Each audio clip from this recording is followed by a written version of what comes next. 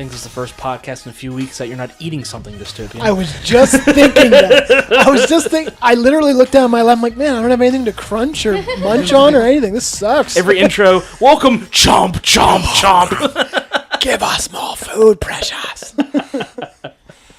I was eating, though. Well, you weren't Not eating. when we started. Exactly. I was being, polite. Exactly. But I'm not very good at that. Welcome, ladies and gentlemen, to Threading and Draining, and we hope you all had a very safe and very happy 4th of July, and we're going to get out a list of these movie trailers, a little bit of feature presentations for you, and to my left we have... the fangirl extraordinaire. How are you? I am swell. Swell.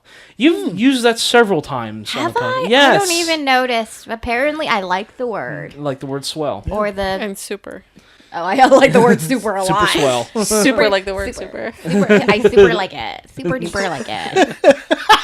Wow, sorry, that just really hit me. Yeah. I'm good. I'll be over here. Super duper hit you.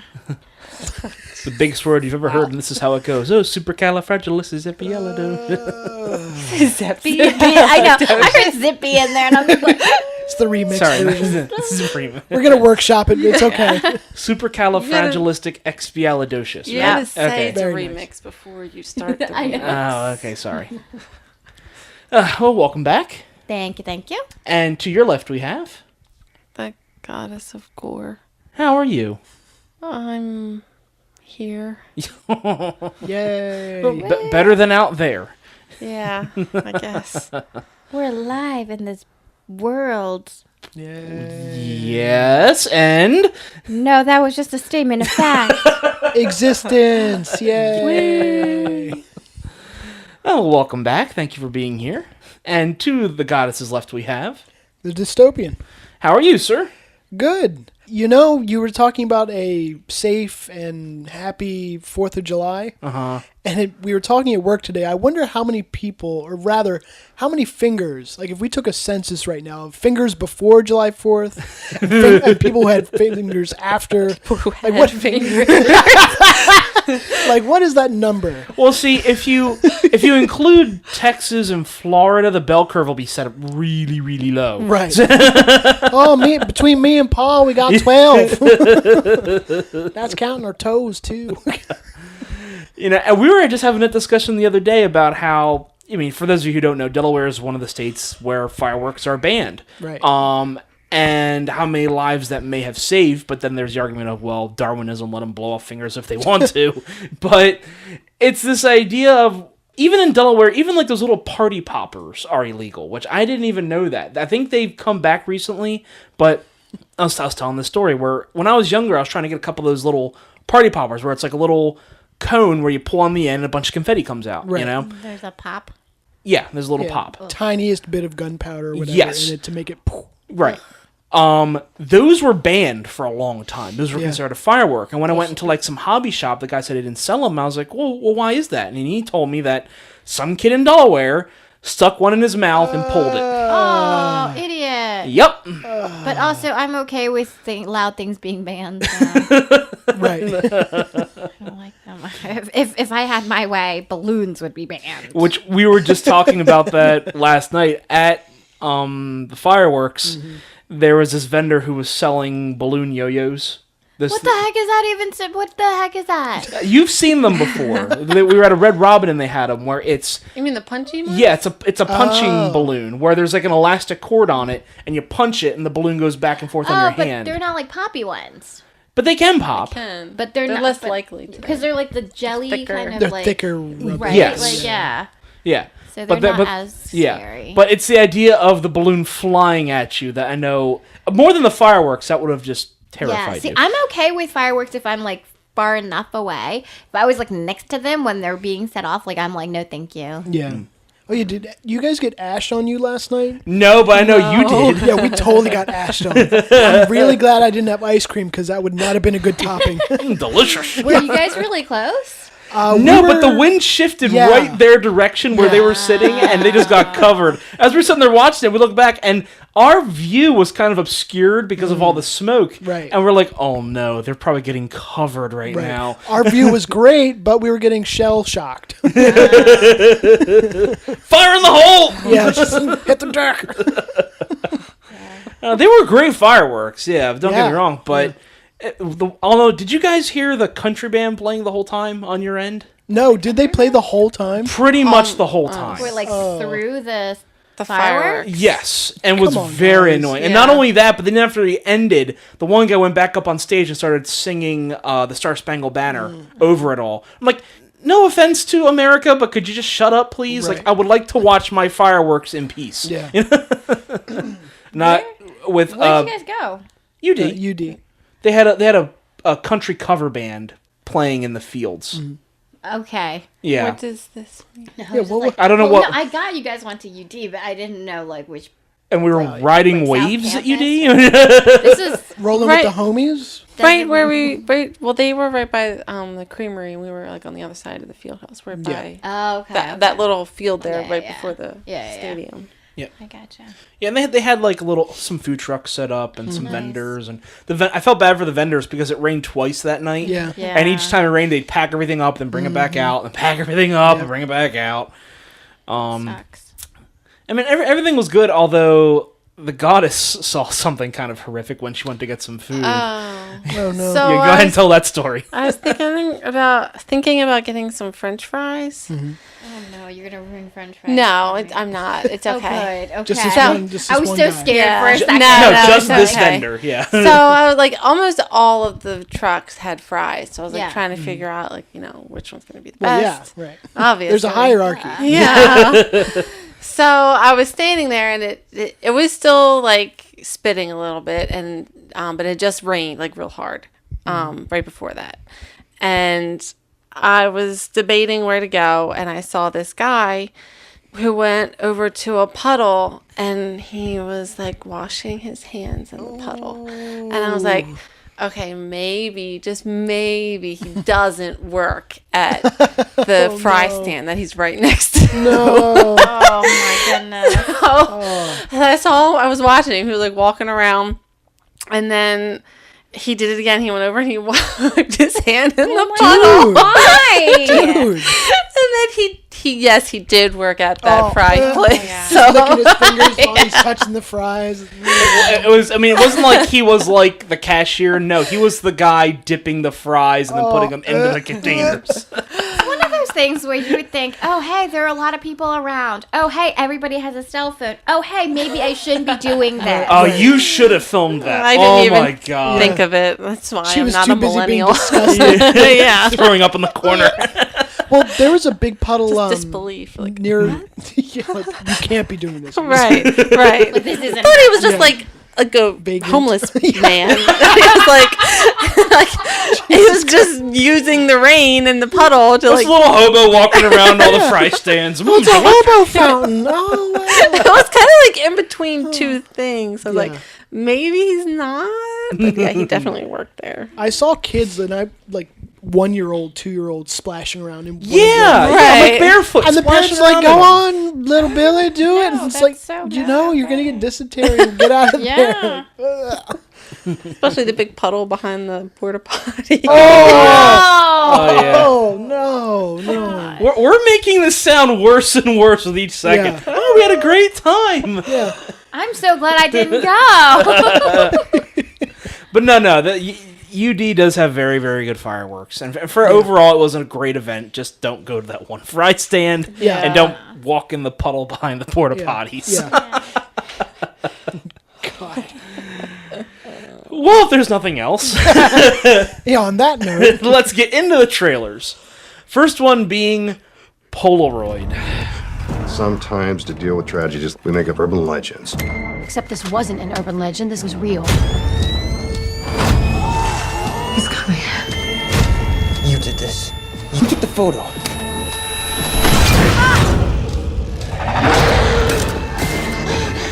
It's moving.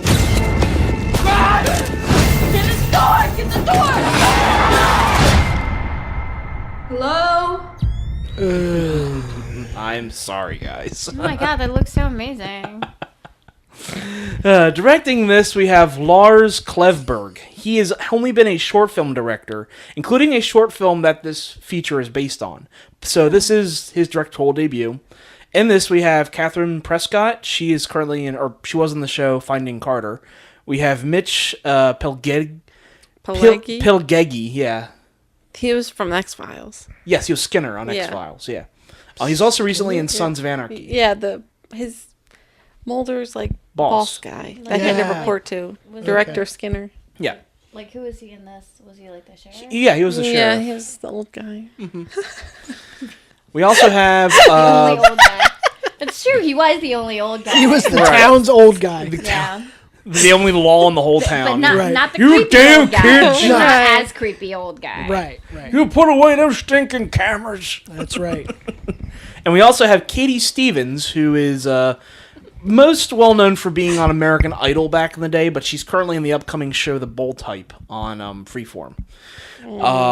Yeah, and then that thing. So this is being released into the smaller dumping ground of what is mid-late August. I mean, classically, there's only really one big dumping ground in the year, and that's January. Yeah, January. However, I knew that. It just was. from mid to late August, there is a smaller dumping ground where if you don't have any faith in your film, but you still want like a summer release, that's when you release it. And almost all films for about 3 weeks during that time are complete crap until really school gets back in, and then the films get a little better. So they decided to release it at that time, which basically tells me that the studio has no faith in this property at all. What is this film about? Well, it's about this girl who works in an antique shop and comes across an old Polaroid camera. And this isn't even like the commercial Polaroids. Like, I mean, my family had a Polaroid camera when I was growing up, but it was like, just black and silver. Like, it was made of plastic and metal. This looks like it's made out of like wood shavings, and I don't know what this thing was made of. There's a little dinosaur inside that etches out the picture, like in the. It's a living. Nice, guys. And so she decides to play around with this Polaroid camera. She decides to play around with this Polaroid camera, and she starts taking pictures of all her friends. Bless you. And Bless you. okay, it's contagious. Stop it. Thank you. And apparently they're having like some sort of Halloween party, I'm assuming. And then one night, one of her friends dies.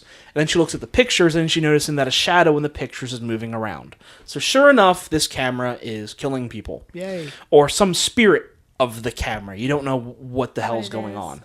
So add this to the full list of movies of the inanimate object trying to kill you.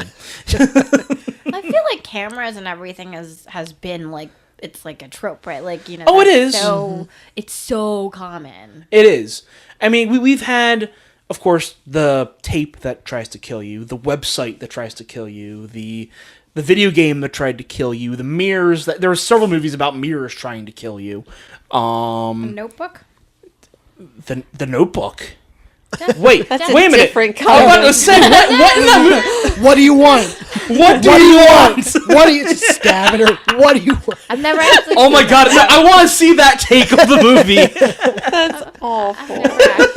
I've never actually seen the Notebook. So Yeah, I I don't haven't know. either. I just know that scene. No, I don't even know that. Well, that's a joke online where people put like little captions over it. It's like when you ask your girlfriend what she wants for dinner. Right. What do you want? Right. It's I not don't know. that simple. Jeez. Terrible. Anyway. But I meant like Death Note. Yeah. Oh, Death Note. Oh. Okay. Yes. It's a notebook. Mm-hmm. And granted, that in and of itself isn't killing people. The person is, but Right. through the but Right. But others like Christine, the car that kills you, or Rubber, the tire that kills you. Yep, that's a thing. Flubber 5. You Flubber 5. The flubbering. Goes rogue. Headshot people. So yeah, this looks like complete ass. Just gonna say it. Yep. I mean, it's completely tropey. I don't care about these kids at all.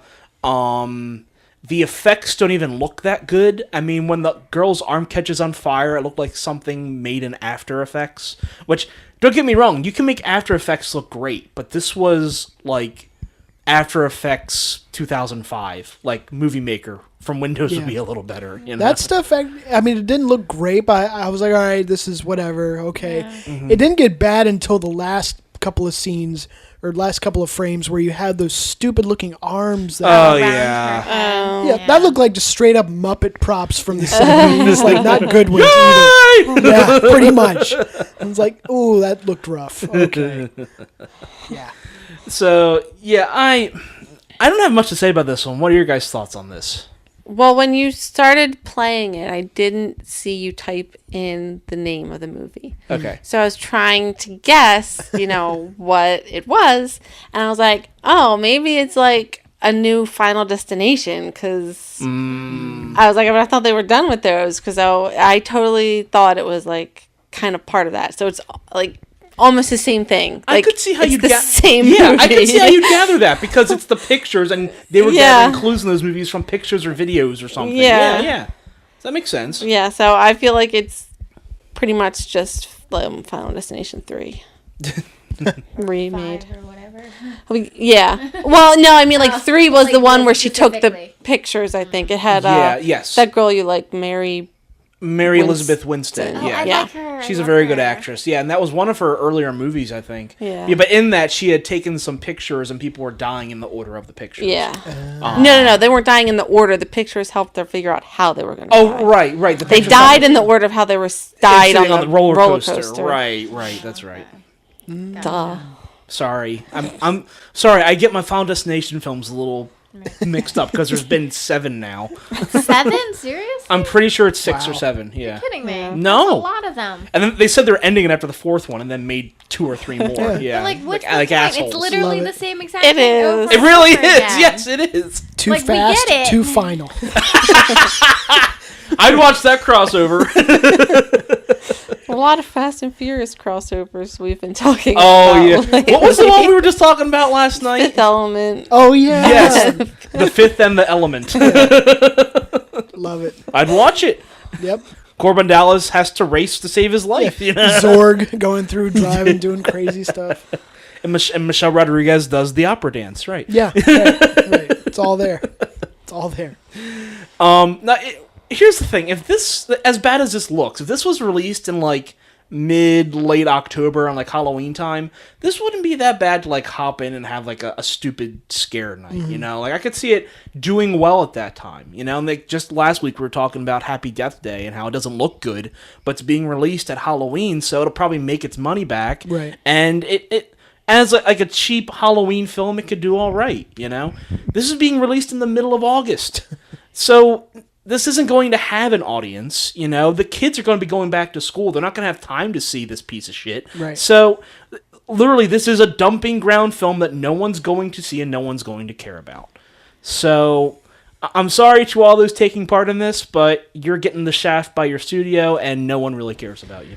Yay. I feel like they should have done make it almost like a Needful Things kind of thing with the antique store, where it's like not just a camera. It's like the camera does something, and then somebody else, and there's like, I don't know, a teddy bear or I don't know. What are antique compass things? and- Like everything in the store.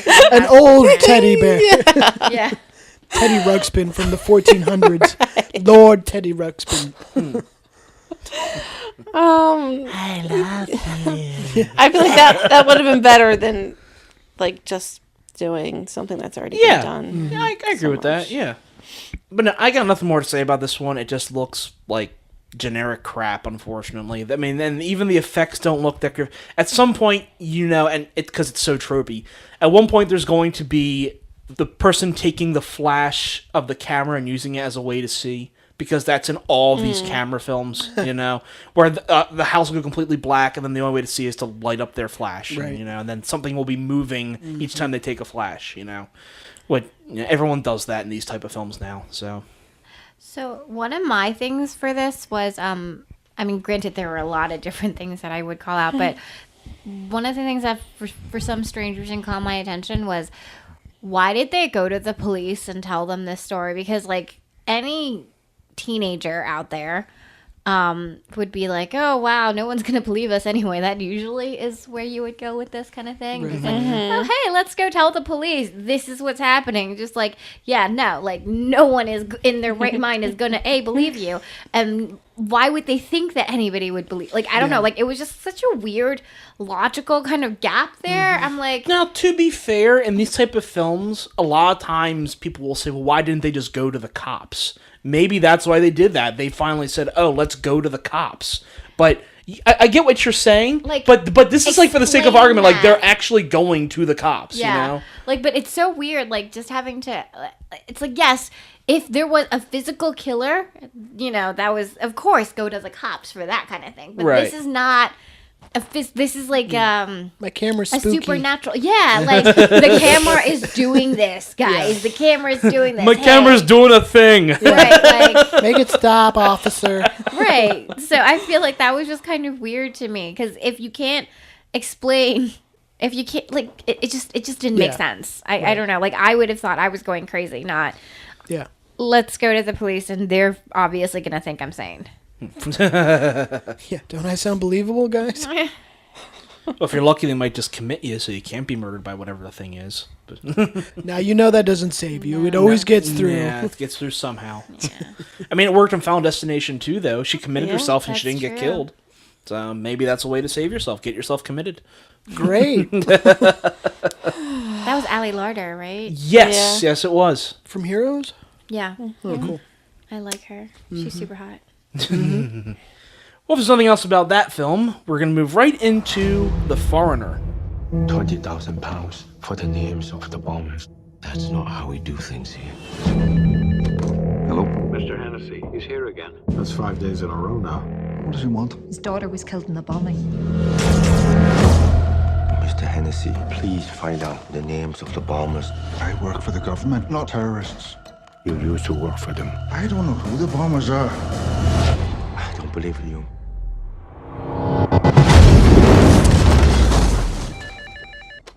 It's him. You would tell me the names of the bombers. They kill me on Tuesday, He's trained. bury me on Wednesday, Maybe special forces. mourn for me Thursday. Stop! She's workable! And you gotta let me go. He just wants you to know he can get to you. What is going on? He thinks I know who blew up his daughter. Do you? This is the first Jackie Chan movie in a while I've been excited about. Since Karate Kid. Oh, I thought you were gonna say That just since- in a while. Yeah, I know. Like, yeah. Like it's been a while, right? Since It he's has. made a movie. No. No. There've been. He had what was it? Kung Fu Yoga. He made like a year ago. It was like that a was a Chinese thing. film, but Oh, okay. Well, so it's been a while since his last American release. But he's made a few Chinese films, is what you're saying? I guess so. Okay. That's fine. I mean, his last American release, or his last English release, was Karate Kid. But Just terrible. we'll talk about that in a minute. So is Jaden Smith. Jane Smith is terrible, but we'll talk about that in a second. Directing this, we have Martin Campbell. Now, Martin Campbell has actually had a very hit and miss career. He's had some good stuff, some crappy stuff. He directed GoldenEye. He directed The Mask of Zorro, which is actually one of my favorite action films. That original one with Antonio Banderas is still really good. He also made The Legend of Zorro, which is shit. Swing and a miss. He directed Casino Royale. And he directed Green Lantern. Wow, peaks and valleys. Like, Peaks and valleys. You see what I'm saying? His It's career. like there is no mediocre here. Right. Like there is no middle ground. Go big or go He home. swings for the fences, and sometimes it's a home run. Sometimes he's just limping away from the base. Whiff. Whiff. In this film, we have Jackie Chan. As we were saying, his last English release was Karate Kid, and I didn't hate Karate Kid. I thought he was actually he was good in that film. And say what you will about Jane Smith, I actually thought Jackie Chan's performance actually carried that film, and it was pretty good. I didn't see it, so I can't really comment. I mean, you could argue that none of them are practicing karate because it's not karate. No. But say what Right. you will. We also have Pierce Brosnan. We have Charlie Murphy, not that Charlie Murphy. No, Rest in peace, Charlie Murphy. Yeah. And Orla Brady, they're both Irish TV actresses. Oh, cool. And we have Katie Leung, who is Cho in the Harry Potter series. I believe she was Jackie Chan's daughter, but I could be wrong. Oh, it didn't even look like her. If that's what it was. It didn't, but I think that was her. I thought it looked like the little Rush Hour girl who grew up, but was that racist? I don't know. No, it wasn't. I feel like she'd be a lot older than that girl was. Yeah. In this trailer. That's true. Yeah, she would be. Yeah. She's 47. Yeah, exactly. Yeah, because actually in Rush Hour she was actually like 23. Right. So. Yeah. It was just perspective how they filmed it. Yeah. So this is based on the 1992 novel titled The Chinaman. And the date is notable for that film because in 92, the violent actions of the IRA, which is a terrorist group in this film, were a lot more prominent. I mean, the IRA is still around. There's like 11 or 12 different factions of the IRA. For those who know what I'm talking about, the Irish Republic or... Resist? No, it's not resistance. It's... Shoot. It's not rebellion either. It's Irish... Not resistance either. Rifleman. Raging alcoholics. Irish raging... Irish Republican Army. Republican. Yeah, the Irish Republican Army. Two on the nose. I don't know why I thought it was something else. Oh, well. I mean, but they've been around for many good to many me. years. And I won't get into a whole history lesson about the IRA, but IRA is a bunch of terrorists in Ireland. The NRA? Not the NRA, the IRA. You can say what you will about the NRA, but they have committed numerous terrorist attacks in Ireland over the years, as well as England. And up until recently, they haven't had too many... I mean, their attacks have definitely decreased as of late. So this was written back in 92 when this was still pretty prominent. So the plot of this film is that you have Jackie Chan taking his daughter somewhere, you don't know where, and then a terrorist bomb goes off, and she unfortunately is one of the ones who is killed in the blast. He then goes to the police and tells them, I will pay you, like, I think he said like £200,000 for the names of the 5 attackers. Yeah. And the cop's like, that's not how things work. He then goes over the cop's head to Pierce Brosnan, who is apparently like a local official, and says, I'll give you blank amount of money for the 5 men who killed my daughter. And Pierce Brosnan says, well, I don't know anything about it. And he says, well, I know you used to work with them. He says, well, that life is behind me. Mm-hmm. And he says, I don't think it is, and you're going to give me those 5 names. At which point, something blows up in his building. So now this guy's stuck between terrorists and I'll just say it, kind of a terrorist. Because even though you sympathize with Jackie Chan's character in this, and that he lost his daughter, he's still going out and bombing a building. Mm-hmm. It's like... No, I'm okay with that. Well, I don't know if I am. I mean, I don't know.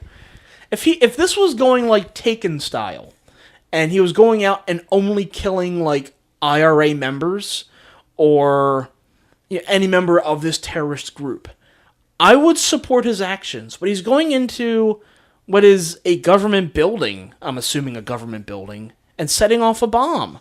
It's like, are you any better than the terrorists at that point? I don't think he cares. No, he doesn't care. He obviously doesn't. But it makes me wonder, like, and when I take a step back, I first thought, oh, this is like Taken. But then I thought, well, no, this is a little bit of Taken, but more law-abiding citizen, if anyone ever saw that. Yeah, I saw that. Yeah. With Gerard Butler, Jamie Foxx. Never saw that. Those are the only 2 people I remember. Yeah, I can't remember anyone else in it. But the premise of that film was that Gerard Butler had his family killed by these 2 men. In order to convict one guy, they gave another guy a plea deal, and he got out early. Right. Gerard Butler was pissed off about that, exacted revenge on both of them, and then goes to prison for it. And then he gets upset at Jamie Foxx for not defending him well in the trial, and starts picking off like his coworkers one by one while he's in prison. Because he's like he was like a Navy SEAL, and he was all these different things, and he's able to get into anyone's system, anyone's computer. Like, he can blow up your phone while you're talking on it and shit like that. That film reminds me a lot of this, where you have this guy, Jackie Chan, who has some mysterious past. He was he is ex-military, but you don't know what he did, and he's able to go out and just do these amazing things. And I want to sympathize with that character. I really do. And just like in Law Abiding Citizen, I wanted to sympathize with Gerard Butler, but it got so far and over the top, and with the actions he's taken to get his revenge, it's like, I don't know if I can sympathize with this guy anymore. Mm-hmm. But pretty sure that's the point. Yeah. Yeah. Well, how far can our sympathy go? Right. Morally looking at this and his tactics and whatever collateral damage he's causing. Right. So I've said enough. What do you guys think about this? You have any thoughts on this one? I'm excited to have Pierce Brosnan use his actual Irish accent. Yup. Yeah. It looks really great. The cast, I'm all behind. Yeah, I'm really excited to see this. I don't think I've ever heard his Irish accent in a film. I don't think I have. Yeah, I don't know. I mean, every time he's been on film, it's been a British accent. Right. I'm almost certain. Yeah, British or American, yeah. Or American, yeah. An awful attempt at an American accent. Yeah, I can't think of any. No. I will say, I am excited to see Jackie Chan back in an English film. Yeah. But his body's not going to be able to hold up to this abuse anymore, man. Like, I know he is, like many, he loves to do his own stunts. But it's going to get to a point pretty soon that I don't know if he can keep doing it. Mm-hmm. If let him do it as long as he can. And he will. And he will. Yeah. But, God, I don't want to see him getting hurt. You know? Oh, he's going to get hurt. Oh, he's definitely going. Oh, I know, he's been hurt plenty, I know. Oh, he's going to get hurt more. Yeah, but Sounds vaguely like a threat. I'm going to hurt Jackie Chan. Don't. Like stub his toe or something. Because that's all you really can do to him. Yeah. Before, his security team just annihilates me. Or he annihilates Right, you. yeah, whichever happens first. No, he's not going to be able to do anything. I'm going to stub the shit out of him. Nice. But he's now 63 years old. Well, yeah, he's getting up there, but bless him, he's still going at it. Mm-hmm. But man, he looks beaten up in this, which I like. Oh no! Oh, I know, but I don't like that. I like that, but I can't remember the last film where I didn't see him just smile once. Mm-hmm. He smiles in almost every film. This is why I am so excited for it, because it's like a good, brooding, serious role for him, which isn't something that we have not seen in such a long time. Right. I don't know if he's ever done that in an American film. Like, I can't. The closest I can think is Karate Kid. I mean, even that, he wasn't it's brooding. It's he like was just sad and depressed. Yeah. I'm trying to remember Rumble in the Bronx. I felt like he had some scenes that were like that. But is that scenes or is that like the whole? Like, I feel like it's been too long. Yeah. I think the newer police story he was in, he was a little bit like that, but not, I don't think throughout the whole, but still. Was it good? That's not the new police story. No. Nice. It was one of those like gut wrenching, like, especially the beginning. Cool. I'll have to watch it. Yeah, it's pretty good. So, like, really, this is like a serious role for Jackie Chan, and that's very, very rare. Yeah. So, because really, even though he's an action star, he's a comedian, and that's his, and that's his forte, really. Yeah. So you think this will be his 1 hour photo? That's what I was actually alluding to that. Sorry, beat you to it. but so I'm excited for this because me too for that reason. I mean, yeah, I can't. So there have been a couple of things that people have been saying, which is interesting because you said that originally this is based on a novel called The Chinaman. Correct. Or something. Yeah, 92 novel. Yeah.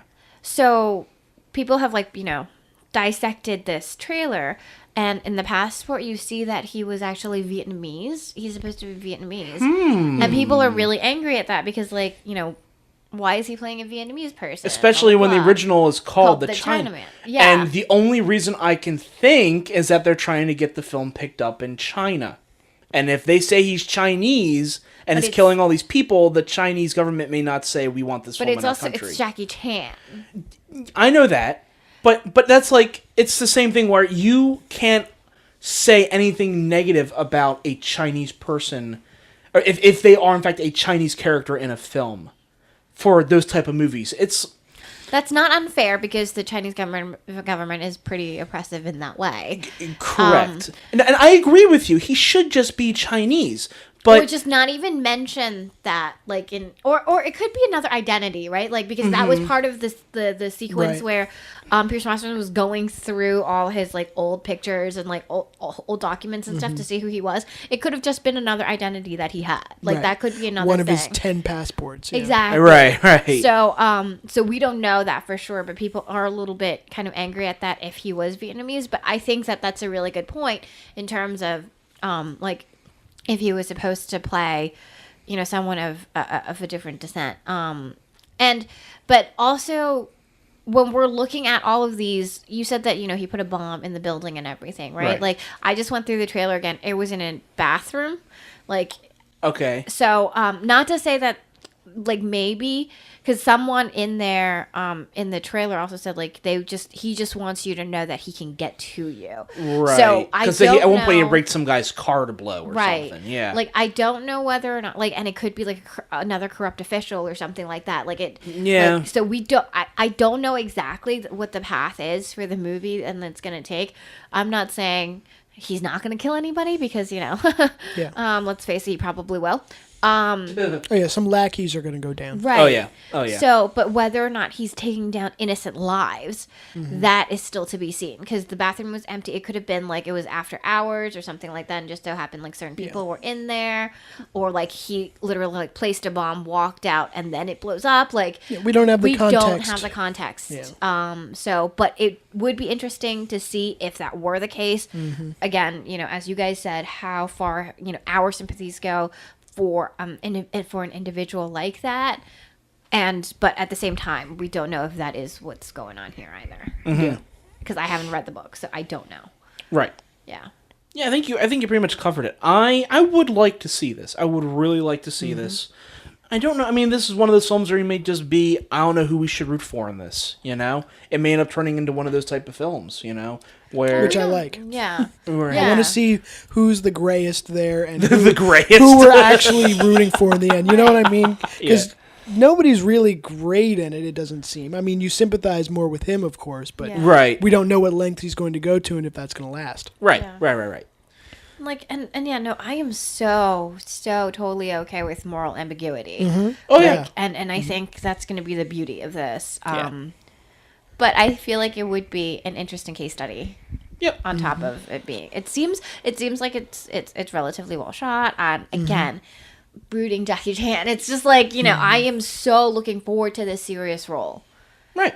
There's nothing else. We're going to move into our next trailer, which is Marshall. We've got weapons we didn't have before. We've got the law. Baby, you go into these towns who've never seen a Negro lawyer. Hey, boy! You need to be careful. NAACP. Very good. You're going to Connecticut. Joseph Spell, Negro servant attacked socialite in our own bedroom. This case will show the world if a colored man can get a fair trial in the United States. There's only 13 million Negroes depending on you. Don't any of you have any confidence in me? I'd say you have enough confidence for us all. Directing this, we have Reginald Hudlin. He directed House Party, as well as The Ladies' Man. Yeah. That's a little bit of a departure. Yeah. Okay. I mean, look, I'm not a huge fan of the original House Party. It was fun. It was stupid, but it has great its, hair. It has its place. Ladies' Man was not a good film. I'll just say it was one of those few SNL films that just shouldn't have been made. Right. In this film, we had Chadwick Boseman, who of course is currently in Black Panther series, very good actor. We have Josh Gad. We have Kate Hudson. We have Dan Stevens, who of course was recently in Beauty and the Beast. We have James Cromwell, who has been in hundreds of films. Everything. Green Mile, Babe. He was in the second season of American Horror Story. He's been in a lot. And we also have Sterling K. Brown, who's currently in the This Is Us series. Now, like a film we were talking about last week, I am shocked it has taken Hollywood so long to make a film about Thurgood Marshall. I mean a large budget film that's not just like a documentary. Right. Or a made for TV kind of. Right.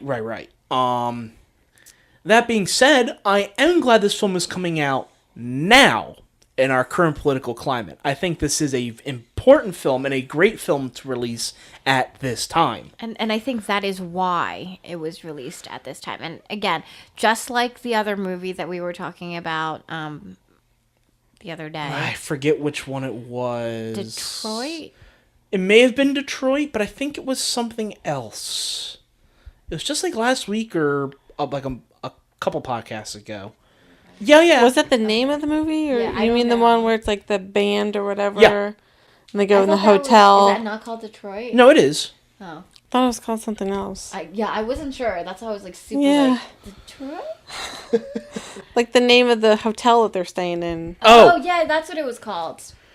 The name of the hotel they're staying Colon Detroit. The name of the film was Detroit. I think it Holy was shit. Black Panther. I think I had said that I'm shocked it took them so long to make a Black Panther film. Oh, maybe that's. I think that's what it was. Yeah. But I'm also. But I think we also said we were shocked at. For Detroit. Yeah. Because that is a very iconic Again, story from that time. I'm still not 100% that that's the name of the movie. No, I'm pretty certain the name of the movie was Detroit. But again, I feel like it is because, and also the other one that we were talking about, way back when.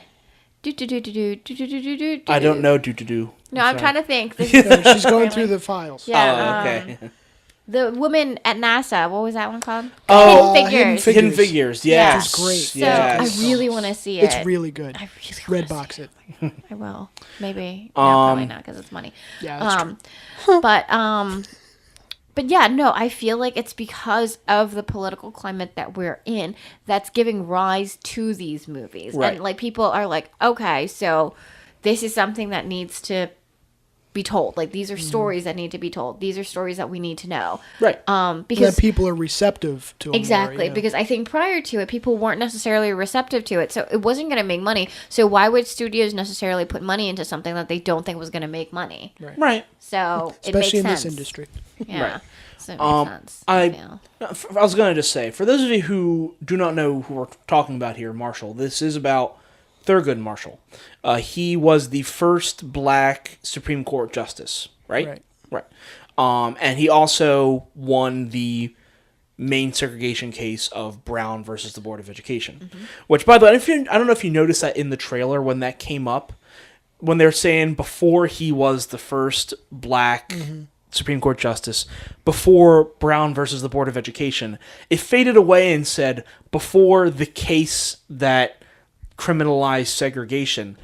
I mean, and I get that some people may not know what Brown versus the Board of Education is, but at the same time, they should have just said Brown versus the Board of Education, because if you don't know what that case is, you should learn what that case is. You know, and or just say before the case that did that. You know, I feel like one or the other. Not one or both. the other, because I feel like that's kind of insulting to, you know, kind of assume that your audience doesn't know what Brown versus the Board of Education is. Or is it accurate? You know, yes, but I'm not. You know, just saying. And let me ask, what do you guys think of the casting? It looks great in it. Yeah, I don't have any. I mean, I don't Why know would I what have an he issue? normally looked like. I mean, not normally. Like I didn't know what Marshall actually looked like, so I don't know if that's what you were. I don't know what your question. No. is. Well, I'm interested in the fact that it's Chadwick Boseman, because he has played 4 or 5 of these biopics over the last 5 years. Oh, has he? Yeah. He was in I think he was in the Bobby Brown biopic. Or not Bobby, sorry, not Bobby Brown. Oh my god. I was gonna say. No. Oh goodness. Wow. James Brown. Oh my god. Little I can't believe different. I Just a said little Bobby Brown. No, James Brown. Yeah. I'm pretty sure that was him. He was in was he in Selma? Was that him in Selma, or is that another actor? I don't know. But I do know that he's done 4 or 5 of these biopics as of late, so he's picked up another one here, and I think he's performing this role very well. The rest of the cast looks solid. I don't know how I feel about Josh Gad in this role, but I mean, if he fit the role well, power to him. But I think he'll be a good foil for him, like a good sidekick kind of, it seemed to me. That's just kind of bumbling and, Yeah, that's true. That'll come into his own, though, it seems like, too, which would be good to see that character development. What are in these? Guns. I love that line. And just books. Books. They're books. Oh, I loved that. But no, I don't know. I don't have a whole lot more to say about this one. I mean, it is something that I really, really do want to see. And I can't wait to see the reaction to this film. Mm-hmm. I mean, this is due out, I'll just say it, right around Oscar time. And when they're starting to get out nominations for this. And I'm pretty certain this is going to get a few nods. Not only because of the cast. The director, as we've shown, has had an interesting past. But this looks like a very... where I'm looking for, a very heavy film. Something that's going to carry a lot of weight to it, and I hope this director has the chops to get this done. Yeah. But I would very much like to see this. I can't wait for this. I hope it's good. Yeah, same. Yeah. I feel like it'll strike a good balance of not just being dry court kind of cases and all. It's going to give a good look at actually him, his personality, where he came from. Cases? What are you talking about? Those are interesting and fun to Look, watch. I watched C-SPAN 3, so let's just put it up right now. Not 1 or 2 with the pop culture stuff. 3. Well, I also have to say that in terms of the casting choice, you're saying that he's been in a lot of biopics. Maybe he's just good at like a character study, like a really good at a And that's fine. Yeah. So yeah, he obviously is. Because otherwise, I feel like they, wouldn't cast him otherwise. Yeah. So no, I think he'll be very solid in this role. So I got nothing really more to say about this unless anything else. Oh. I don't know if I would want to see it in the theaters, just because historical flicks are not necessarily my thing, but or biopics are not necessarily my thing. But it looks good. Like, it looks solid. So hopefully it'll be good. It does look really good. Yeah. Mm-hmm. Well, let's move on to our next trailer, which is something a bit lighter. My Little Pony, the movie. I'm Princess Twilight Sparkle, and this is my home, Equestria. A land filled with magic, music, whoa! And most importantly, friendship. Life is perfect. I mean, what could possibly go wrong? I bet those are the clowns I ordered! Or definitely not the clowns I ordered. Ryan, no! Put your hooves together for Commander Tuppence! How about we start with your complete and total surrender? Bronies assemble. That was the first thing I thought of when I watched this trailer. Is opening night is going to be all grown men in that theater, all full-grown men, which is telling. But wait, did you say awful, AW, or all full grown? You're right, but what he actually said was all full. Oh, okay. Not awful. Awful grown men. Yes. No, no, I don't want this podcast to be attacked by bronies. No, look, if you like this, you're fine. Yes, and enjoy My Little Pony. It's perfectly fine. Like whatever you like. Yeah, like whatever you like. Won't get into clopper territory, but you bronies are fine. Yeah, you don't need to explain. Yeah. I don't need to be initiated into that. Okay, no, We're just waiting you to say moving on. Yeah, moving on. There it is. Directing this, we have Jason Theisen. He has been a supervising director for several TV series, but this is his directorial debut. I think he was actually one of the directors for this show, the series, the My Little Pony show. Well, that's good that they're Friendship actually is getting Magic, I think is the name of it. Yeah. But I don't know. It's good that they're getting somebody from it. It's not correct. Just like, now, as far as the main characters' voice actors and actresses, they've gotten all of them to return. Nice. Wait, what? What do you mean? Okay. Were they part of the show? Yes. All of those people that No. Oh, I was main just like, people. The main ponies. Like there's 5 I'm or sorry, 6. they're not people, they're ponies. Yeah. My mistake. There's 6 of them. I think they call them the main 6. Get it? Yeah. And all of them are returning from the show. The lead one, the purple one, I think her name is Twilight Sparkle. She is voiced by Tara Strong. And Tara Strong is one of the most well-known voice actresses in Hollywood. Yeah, wait a minute. You know her, yes. She did the voice for Harley Quinn. Yeah. She did the voice for Bubbles and Powerpuff Girls. Right. Was She did. Tommy or Chucky? She was Tommy. Tommy. She was also Ben Tennyson. She was Raven. She has done... I mean, she's done a lot of work in the DC universe. Yeah. But she's done hundreds of video games, hundreds of animated series. Right. She's voice actress royalty, pretty much. Yeah. Right. And she is returning for this. Also, as far as returning voice actors and actresses, we have Ashley Ball, Andrea Libman, Tabitha Germain, Kathy Wiesluck, and that's who we have returning. Those 4. There's the other 2. They didn't list them online, unfortunately, but the main cast members from the show are returning for this. Nice. Now, adding to that, we do have a big line of like celebrity voice actors. Yeah, that was like I saw those and I'm just like, oh my god, that's a power cast. If I've seen one. We have Emily Blunt, Kristen Chenoweth, who is from The West Wing.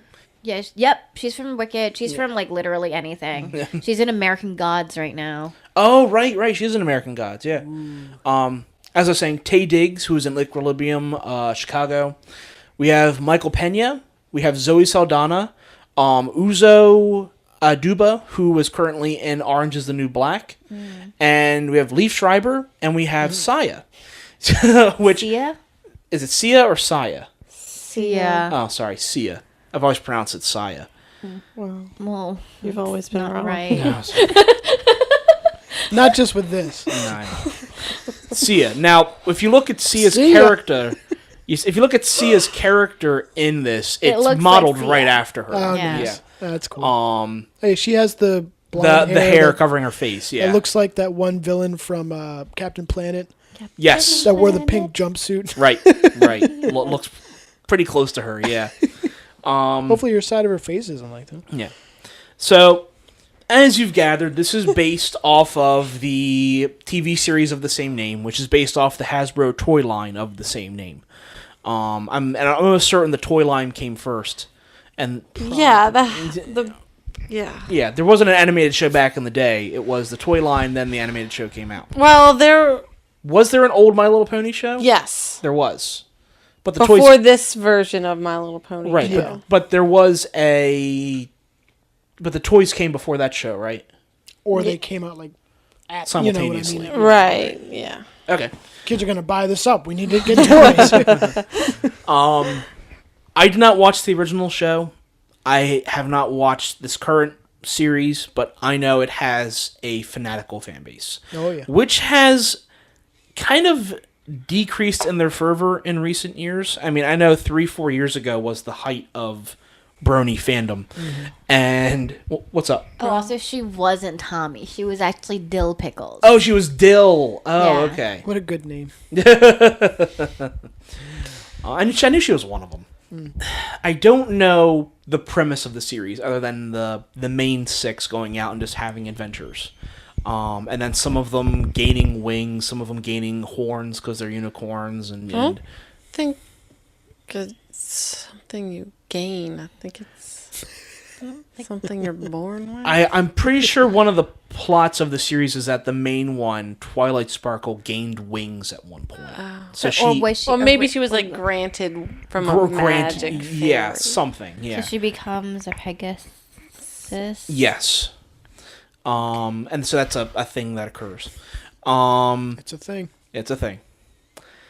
In this series, some evil guy, whoever this generic villain number 1, comes and shows up, and his general is Emily Blunt, who is a unicorn. And if you didn't notice, her horn is broken off. So she has. Oh, I thought she was the main guy. Yeah. No. She was the main evil guy. in. No, she is not Evelyn. Sorry.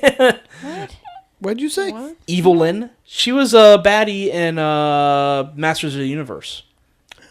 Yeah, the main female villain. Her name was Evelyn. Totally knew that. Yep. Totally why I said that. Duh. But no, she's the lead general of this army and she's serving some other guy. But Who's the other guy? Did they show the other guy? I think the lead guy is Lee Schreiber. That I thought he was like He her toady. he seemed like just some dumb soldier. Yeah. Not the mastermind. So Liev Schreiber, oh my god, I said his name right. Good job. Is the Storm King. Yeah, there He you go. looks like Ice a little bit, right? Yes. Yeah. Yeah. He's like pokey. Yep, super pokey, like a monkey looking. Different horse. Like a monkey? Yeah, he looks like a monkey. And No, he doesn't. Silly. I'm just kidding. Wow. No, not Liev Schreiber, the character. I know. I'm just kidding. Liev Schreiber is a monkey. Emily Blunt. Tom Schneider is a stapler. Emily Blunt's name is Tempest Shadow. Tempest Shadow. I like it. Yep. Screwy. Christian Chenoweth is Princess Skystar. Of course. Sia is Songbird Serenade. Very nice.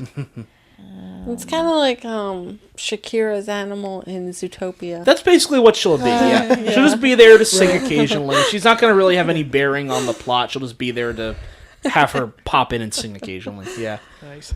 Forgot about that. Now look, I'll say the animation is great. The animation since the show has started has always been very good. And they're to be commended for that, because I don't think it's partially hand drawn, partially computer animated, so it has this nice blending of the two, which I do enjoy.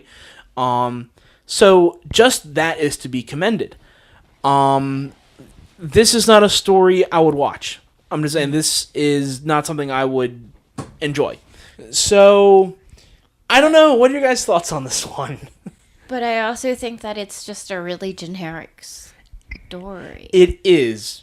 Big bad shows up. We have to fight the big bad, and we don't have our powers now. We got to get our powers back, and then friendship and love. And friendship is magic. Yeah.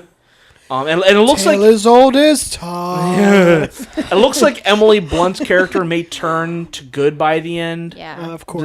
Of course she's going to turn good. Right. Of Because course. it's a kids movie. Yeah. Right. She gets her horn back. Yeah, that's. Yay. I'm pretty sure that's what's going to happen. Somehow she'll Or get her they horn. accept her even though she's not the same. Also a good moral. Yeah. Right. So one of those. Something like that. Yes. Or all of the above. So, yeah. I mean, this is probably going to do very, very well. Even though, the fan base isn't what it used to be, it's still going to be massive.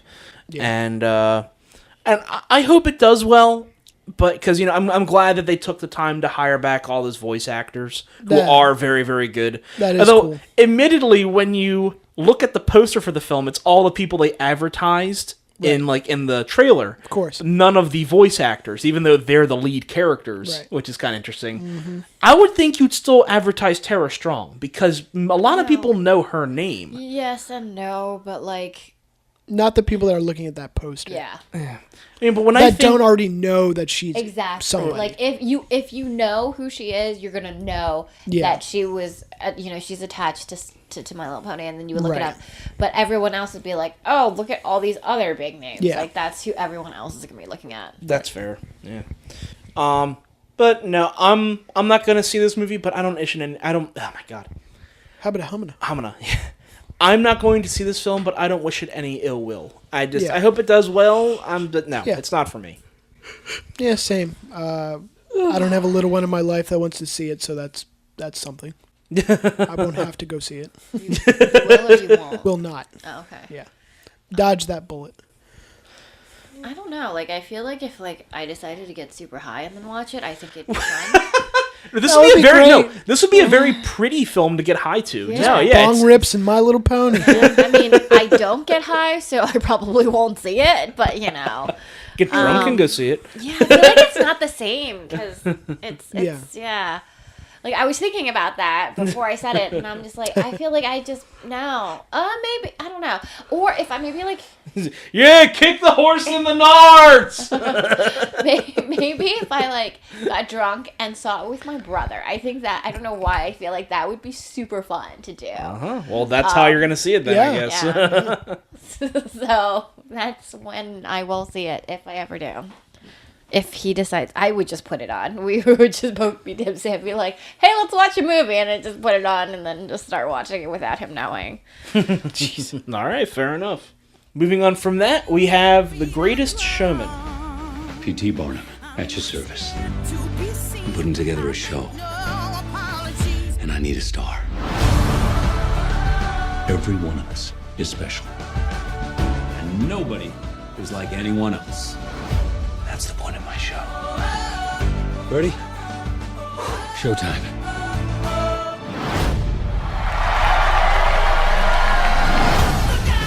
Directing this, we have Michael Gracie. He is mainly a digital compositor on films. He works in the digital industry, but this is his directorial debut. What does a compositor do other than composite? Well, they may not be actually assisting with the animation of CG, but they may be assisting with. I could be wrong on Like this. creating scenes? Not just that, but also with the framing as well as the staging of the scene. Oh, okay. And stuff like that. I'm pretty sure that's what a compositor does. Okay, cool. And I could be wholly wrong on that, but this is his directorial debut. In this film, we have Hugh Jackman, we have Zac Efron, we have Michelle Williams, we have Rebecca Ferguson, who was in Hercules as well as recently Mission Impossible 5. And we also have Zendaya. How do you pronounce her name? I do not know. Correct me, because I don't know how to pronounce these performers' names. Is it Zendaya or Zendaya? I don't know. It's all right. I would say. It's spelled Zendaya. Yeah. Zendaya? No, Zendaya. Zendaya. I think. Okay. But she is currently in Spider-Man Homecoming, which we'll be talking about in just a little bit. So, oddly enough, this is not based around the musical Barnum. Has anyone here heard of the musical Barnum? No. No. Okay. It was a musical that came out in the 80s and ran for many seasons on Broadway and then several productions off Broadway. And the basis of Barnum was this film. It was about P.T. Barnum. So they went back in time, made this movie. Yeah, wait, what? And then they made the musical. Wait, what? You mean the other way around, Mike? I'm so confused. They made the music. This is the okay. I'm so lost. This movie right is now. based on that musical. No, it's not. But then you said the musical was based on this movie. Okay, let me start over. Yeah, that. oh yeah. We No. got stuck in a time Okay, warp. look. Don't kill a butterfly. Don't do anything. Okay. Just go visit Dormammu. There is a musical. There is a musical called Barnum. Okay, Yes. that Yeah, was released musical. in the 80s. In the 80s. 80s. It ran for several seasons on Broadway. Seasons on Broadway. And Theoretically off into the Broadway. 90s. Okay. Okay. We have the timeline. Don't fuck it up, Barry. The story of Barnum is about Yes. P.T. Barnum creating his circus. Right. Uh-huh. And what I was saying was, the story behind this film is the same as Barnum. It's the exact same story, But it's not based on it. but it's not based on Barnum. Right, so it's based on the person P.T. Barnum. Correct. That was a really long way of saying it's based on the way. Well, I had to explain it right because you weren't getting it. Because you said the musical was based on the movie. Okay.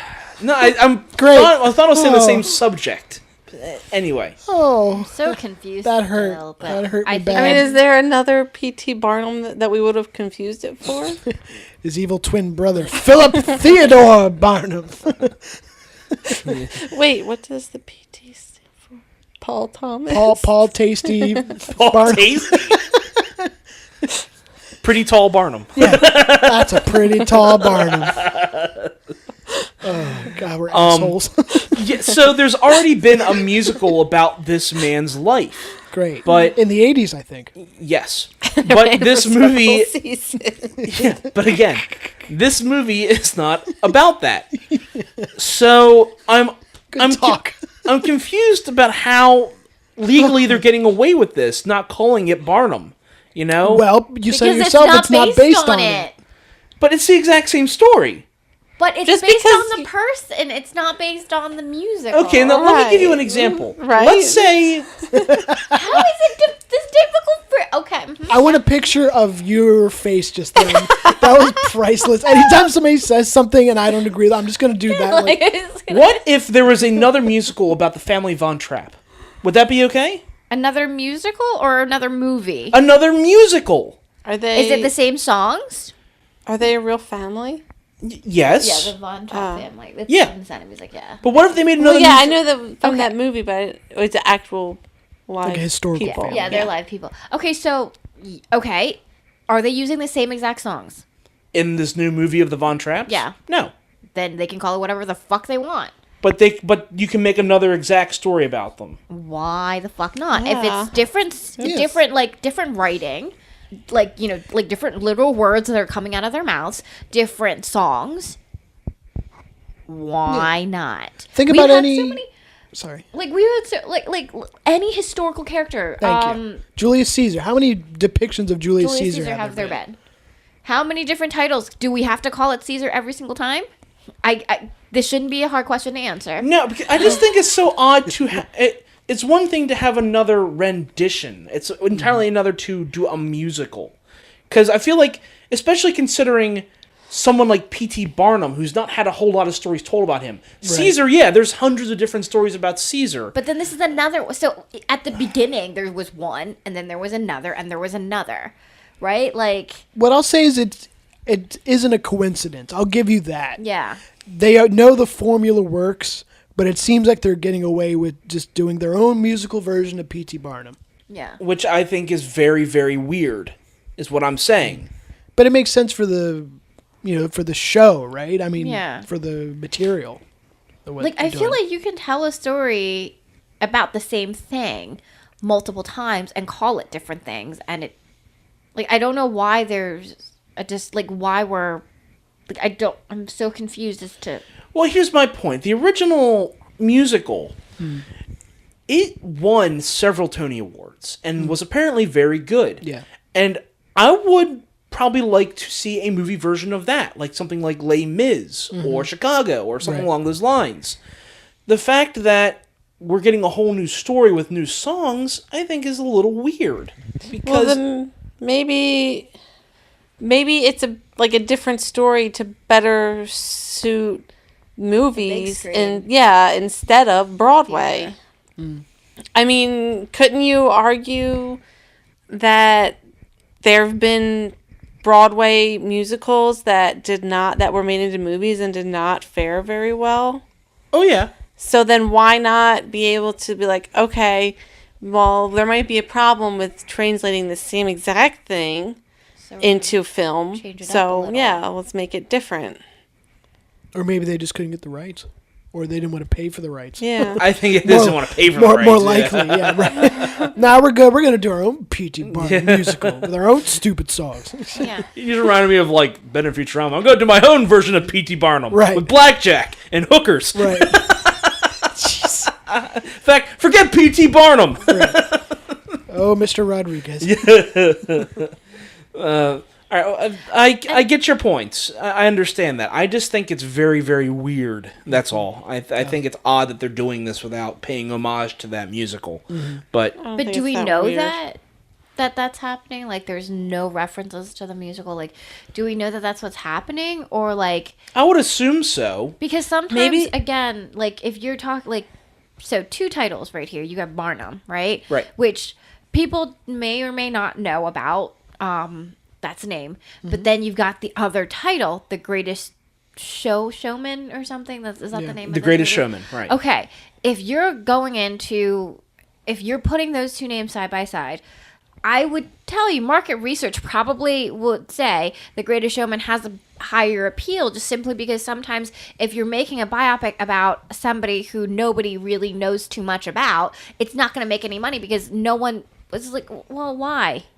So I feel like even if they're changing the title up a little bit using different songs, like it's telling us, like, I don't know, like and they could still be paying, homage to the original musical, but yeah, so nothing explicitly has been said one way or the other. They are or are not paying homage to the 80s musical. We do not know. Right. So okay. Yeah, so we don't know. This is my theory. Okay. They're all dead. They're all dead. Fuck. Not this time. Oh. That would have been a good theory, though. I like it when they're all dead. I know. It's the best. So there were these two friends, and they said, we love the circus. We're going to grow up, and we're going to make something about P.T. Barnum. Oh, cute friends. Yeah. So then they got older, and then they, wrote a musical for it. Ooh. And then, but the one was really not nice, so he stole it. And he went to Broadway, and they made one. So then the one who he stole it from, was really upset. And it took him 20 years to get over it. So then he was and also 20 years, because to write new songs. Exactly. He had to rewrite it. And he's like, oh, I'm going to stick it to him, that a-hole. So I'm going to write a better version with better songs than I did when I was 15. Mm-hmm. So now or maybe 20. So now he's making the movie, and he's saying F you to his friend. Yeah. So that's why. I think that definitely is the best theory that we have. I like it. And then they're all dead. Because he kills everyone then himself at the end. Like he goes in the middle of the stage. Yeah. Yep. Wow. Mm-hmm. I like it. Pharaoh, my concubine, just in the middle of the stage, just bloop. Nice. I like this theory. I support this theory. Okay. Yeah. Does that help you? It does. It does. Okay, good. Now, getting off of all that, I will say the cast behind this is great for a musical. They've put together a solid cast that performing lots of big song and dance numbers would be great. I mean, Hugh Jackman and Zac Efron would be great for that. We also have who else did I mention? I think all these people have already been in. They've all either been in musicals or artists themselves. Zendaya. Yeah, Zendaya or Zendaya. I think it's kind of both. Yeah. Oh, God. Depends on who says it. Yeah. I don't think that's how names work. Oh, but it can't be the both Zendaya. for Sia and Saya. No, that doesn't work. Oh, okay. But I think it's... Yeah, you idiot. Oh, of course. I have no idea. I don't know. Now that I'm saying it, I don't know. But I know Sia is Sia. Right. Okay. Later on, we'll have someone from the podcast. No, it's not. Right. I'm just like, oh, whoops. Stupid. Yeah, well, now it's Sia.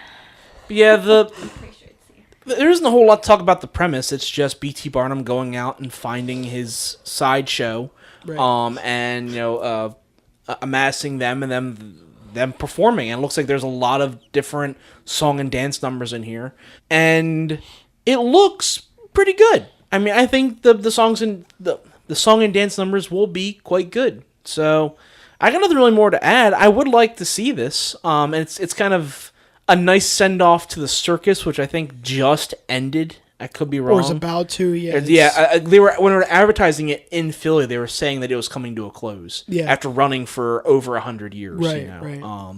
Which is a shame. I mean, but they were put out of business by Cirque du Soleil because of the idea of, we don't have animals in our show. We don't believe in animal cruelty. Right. And the P.T. Barnum Circus really tried to bring that back. They said, we're not cruel to the animals, but they couldn't recover from it. So it is what it is, but I feel this is kind of a nice send-off to them, But would you guys like to see this? I would see it. End of story. Okay. Yeah, I'm not big on the whole, I'm not I gotta learn more about P.T. Barnum, and I hope it's in song form, But it has to be in song you would form. not have been friends with those two. Friends. I would not have. Never. Not on their life.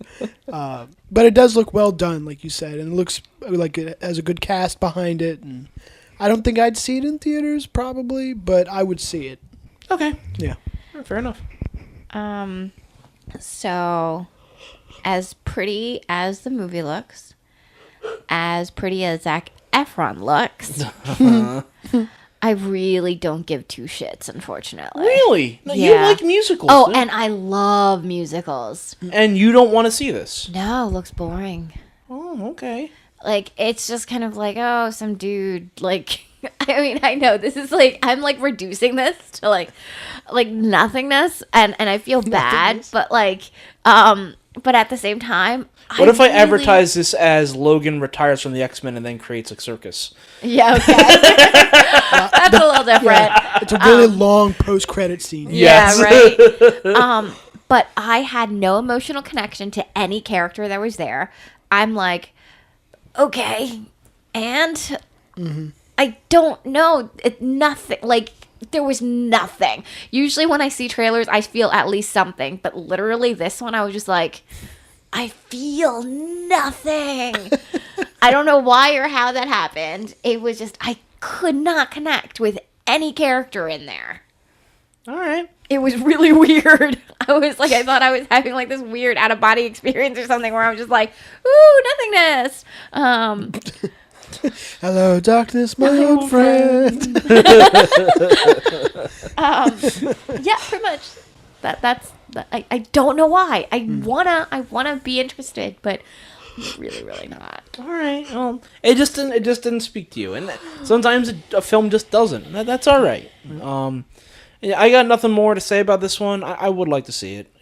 It doesn't look terribly good, but I think it'll be a good send off to the circus. So hopefully it'll be well performed, and yeah, I would check it out. Maybe in theaters, most likely on Netflix. Yeah. Maybe I just don't like circuses. Because I possible. did not like Big Fish either. See, I wept like a Oh, I child did too. at the I end. cried so much. Like, there was no stopping in it. Yeah. But You should see that uplifting film. Right. No, it is actually a really beautiful film. It is very good. I Yes. didn't care for it. See it anyway. Oh God. Last trailer for the night, which is Jumanji: Welcome to the Jungle. Are you gonna help or are you too pretty? I'm too pretty. Yo, what's this? A game for those who seek to find a way to leave their world behind. Jumanji. You pick a character and you're that person in the game. Which one do I pick?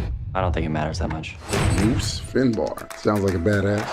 I'll be the curvy genius. Dr. Smolder Bravestone. I guess I'm Ruby Roundhouse.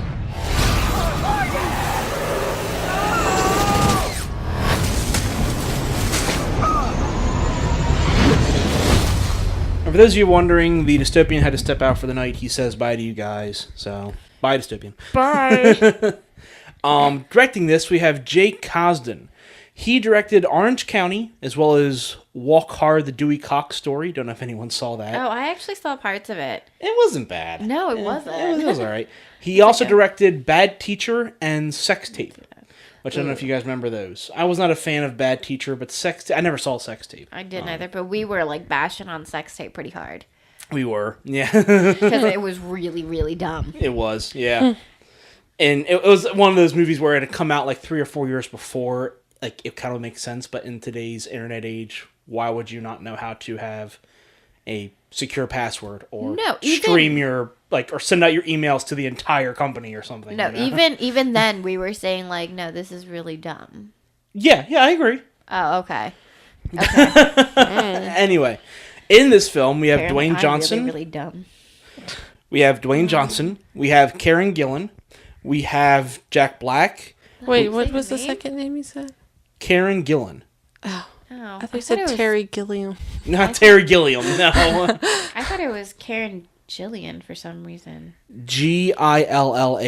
Oh, Gillan then. Yeah, Karen Gillan, who's currently in the Guardians of the Galaxy series. But She was also on Doctor Who. Doctor Who, right. We have Jack Black, we have Kevin Hart, and we have Nick Jonas. Wait, what? Yeah, Nick Jonas is also in this. He is? Yeah. We didn't see him in the trailer, but he's in this. Nick Jonas. Which one's he? I The don't old know. one, right? No, he's the middle one, I think. No, that's Joe. He's the young one? Oh, maybe. Kevin. Kevin is the oldest. I don't know. I'm sorry.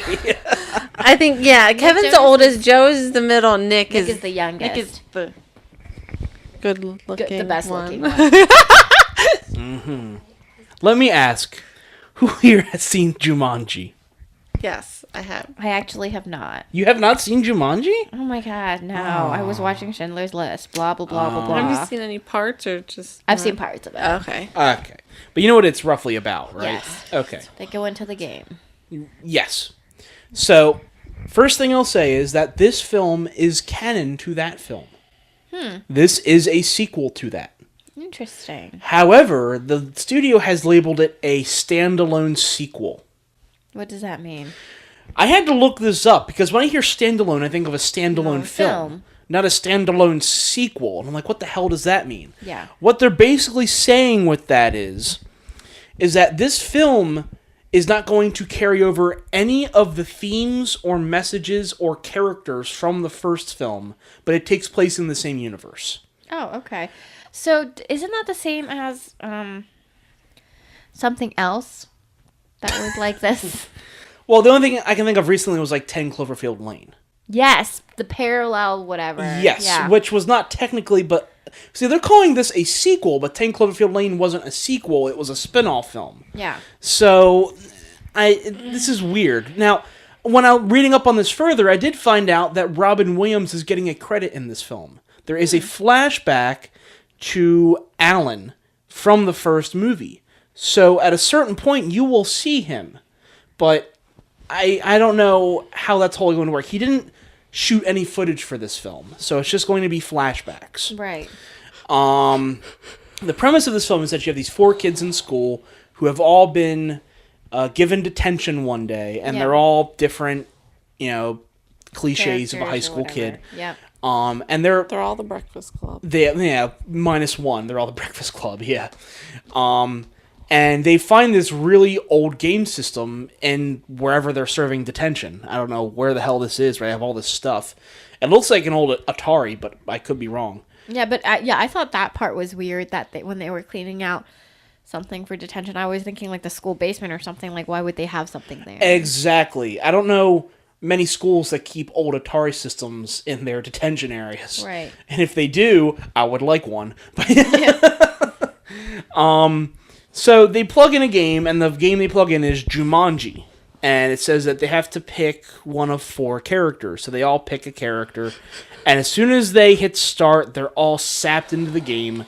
And they're now the characters that they picked on the screen. So one of them is a huge macho man.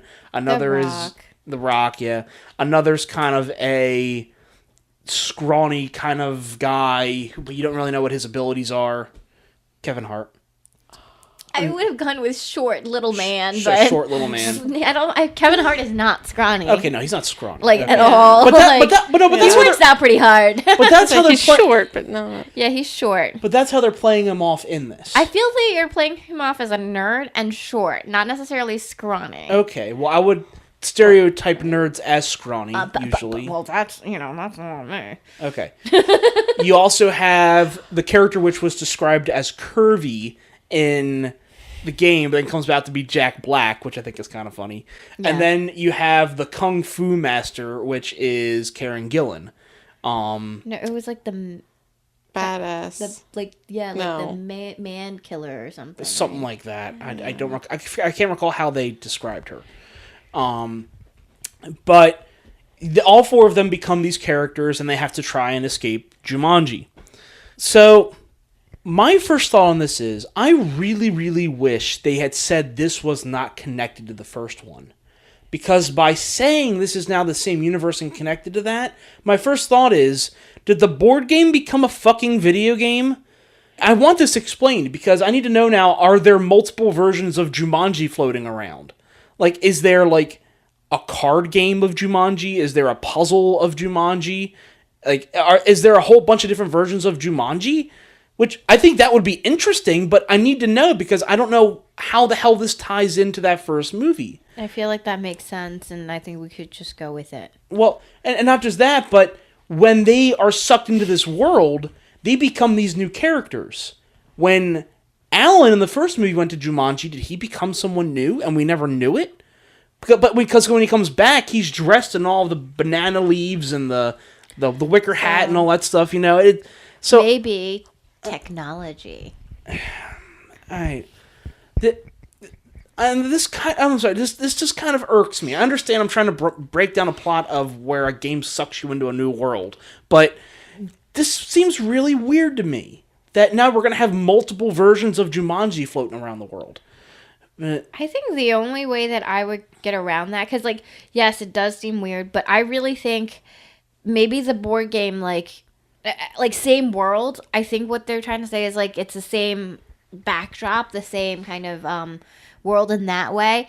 I feel like it's kind of maybe the board game and the video game didn't necessarily. Maybe they weren't from the same era, so then there was so with the advancements of technology, then there are different things that changed within the worlds, or like how they got sucked into the worlds. All right. I mean, that's the best I can come up with. Oh, no, and that's fair, to which I would say, okay, so in the first one, it was a board game. Here, it's a video game. Yeah. My thought is, well, if they're going to go with a video game, shouldn't they have at least made it next gen or something? You know, why do they have to make it an Atari? At this point, you know, make it something that looks good. You know, something that someone nowadays would play, not lock it up in some school basement. But I don't know, maybe that's just me. Well, I mean, like, that's kind of how, like, Jumanji is. It's something that people try to get rid of. They try to hide it. Yeah. This wasn't hidden very well. Obviously it was, if it was in a basement that no one's found and played for ever. I don't know, 30 years. Yeah. So I'm with you on that. Like, I don't feel like it wasn't like, oh, it's right there, like, you know, for us to, it wasn't like too easily accessible or anything. Like, it was something that someone was trying to get rid of. Like, we have no use for this. That's why it's going in the basement where, you know, all the old stuff goes. Right. I mean, and we're raising all these points, and I think we have good theories on this. I just know that I have a feeling that the writers and producers, directors of this film are not going to answer any of these questions or answer any of these theories. I don't think they have to. They don't, but I would appreciate if they did. Well, but we want a lot of things in life that we can't have. But, like, why? If it takes away from this thread, this story that they're trying to weave, why would they have to include it in there? I don't think it would take away from it. I just would like to know if the original board game became a video game. Like, it's a living thing that can evolve with the times. Yeah, it had a heartbeat, kind of. It did. That was like drums. Right. Which I think would be really cool if, like, the game could evolve like that. Or if there's, like, different versions of it floating around, which I think would equally be cool. Because now you're going to get, like, a scenario where you've got multiple people trapped in Jumanji at the same time from different parts of the world. You know? Maybe that's what the flashback is going to be. But like, when you get to Jumanji, which is something that I was going to talk about next, you see people on, like, motorcycles, and there was, like, a huge motorcycle gang jumping over a hill at one point. Like here? I didn't know they were on motorcycles. I thought they were on motorcycles. I couldn't tell. I could be wrong, but I was like, what? in this trailer? Yeah, in this trailer. I totally missed it completely. Yeah. Well, they were running through a field, and Kevin Hart was saying, "Why am I so slow?" They were being chased by the motorcycle gang. Oh. I didn't think they were motorcycles. Yeah, neither. For some reason, I thought they were animals. Yeah, they were riding like an animal. Yeah. I'm going to stop talking. What do you guys think about this? Do you have any thoughts about Jumanji, Welcome to the Jungle? I think that it would have been a lot better if they didn't make it Jumanji. If it was something else. Exactly. Yes, if it was its own separate thing. I'd be a lot more interested in it because, I mean, it is kind of funny. Like, you have this you have Jack Black playing a pretty teenage girl. Yeah. That's which funny. is funny. That is funny. Yes. And Kevin Hart is funny too. And I feel like Kevin Hart and The Rock also have great chemistry. Yeah, they do. Exactly. And I think that this is a cast that could work well together, and I think they could have good chemistry. And like you said, I don't want this to be Jumanji, right? Yeah. So my retort to that particular train of thought would be, if they did that, I feel like the first thing that anyone's gonna say is, "Oh my gosh, this is like Jumanji." Like, if they did name it that, it's like, oh well, they're being sucked into the game. They are like, and I feel like that's what it would be. So obviously, they're banking on the nostalgia, and that's why they're trying to draw people in that way. So I feel like either way, they're gonna get that criticism. Yeah, True. Go ahead. I think the only argument I could pose to that is, kind of, well, so like the first one, like it's like, okay, yes, it's a board game. So like I don't know that I would automatically make the same connection. Mm-hmm. Plus, like, the colors and the tone of the first one are pretty different. Yeah. Correct. This one's really bright and vibrant, and the other one was really muted. Yeah. The first one you could almost describe as a horror film at times. Yeah. For kids, it would be pretty terrifying. Especially, like, with the lion and the spiders and the flowers. And also in the first one, they were never changed into a different person, though. Correct. Right. So they were themselves. So I guess, like, in that way. So, granted, I don't think they owe us an explanation as to how it's linked. Right. But I think it would be beneficial to, considering that that's what they decided to name the film. Yeah, that's true. Like, if you're going to do that and you're going to say that it's a sequel, then you... And say it's a sequel, a standalone sequel, right. whatever that means. Right. I think you owe it to those people who saw the first to one. try and explain this a little bit. Because, like, for example, the new Ghostbusters, right? Like, they didn't say that it was a sequel. They called it a soft reboot. Reboot. Right. Right, but it wasn't a sequel. So, like, I don't necessarily need to know how the first movie tied into this movie for me to... Like, so they didn't need to answer those questions. Yeah. But if you're calling it a sequel, a standalone sequel, whatever that means, yes, I feel like you need to, like, you owe the viewers just a little bit as to how you connect these two worlds where they seem so vastly different. Yeah.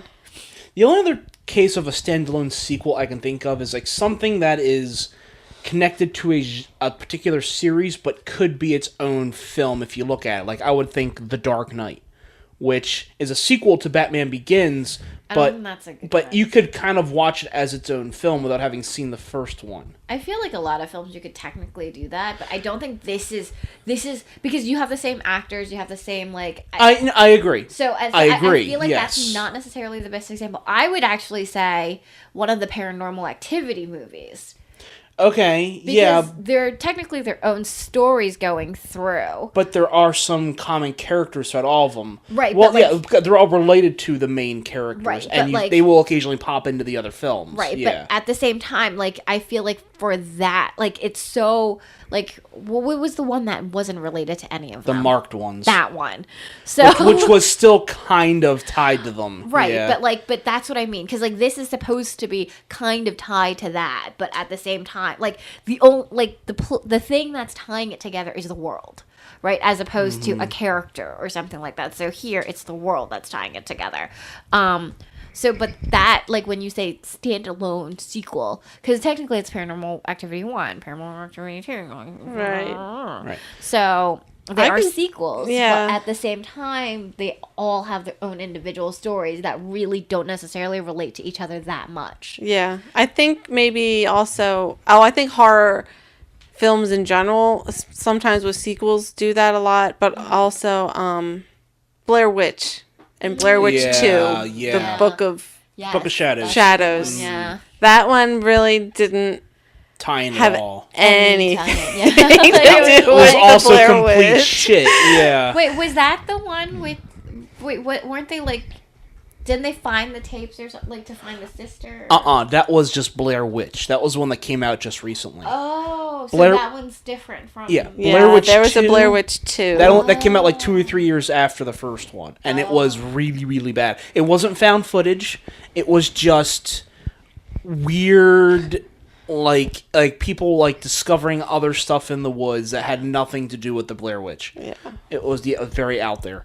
The only other response I'd have to what you're saying that maybe this shouldn't be, or why this is called Jumanji, is that, or why it shouldn't be called Jumanji, is the idea of this is kind of a genre in and of itself, where you've had films like The Last Starfighter, or like the Dungeons and Dragons movie, where it's people being sucked into a game.